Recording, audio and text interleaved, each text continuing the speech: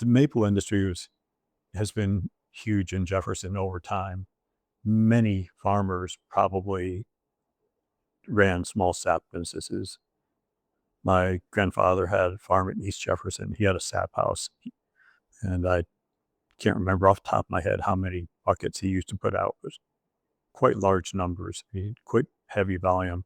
Tailors were a major sap group. Charlie Hubble was a major sap producer and an industry leader. Traditionally, people would have boiled sap where the trees were, out in the woods. And if you go through the woods around here, some places you'll see 2 rows of like a little stone wall, maybe 10, 15 feet long.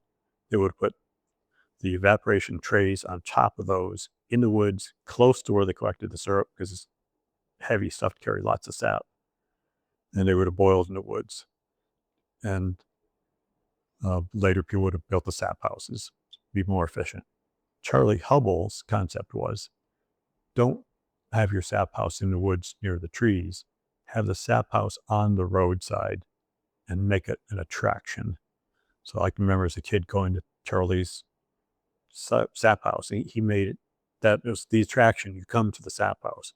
You come into the first room. It'd be essentially the kitchen, where Ruth, his wife, would be pouring maple cream into the molds, making maple candy, or she'd be processing and putting things in jars and things.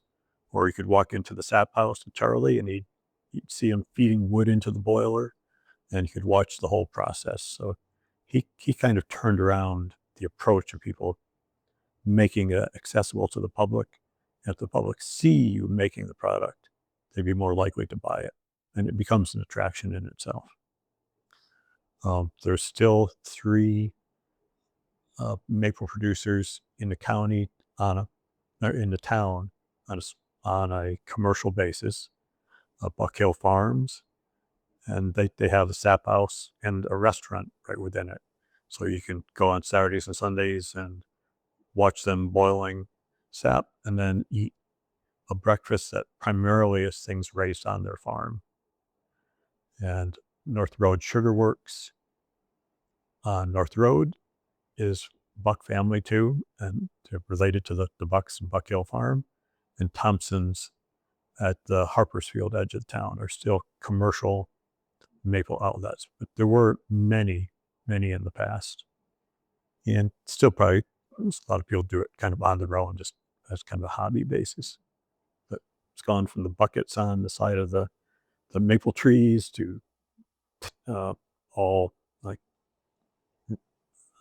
tube systems and vacuum pumps, and using all sorts of ways to make the process more efficient.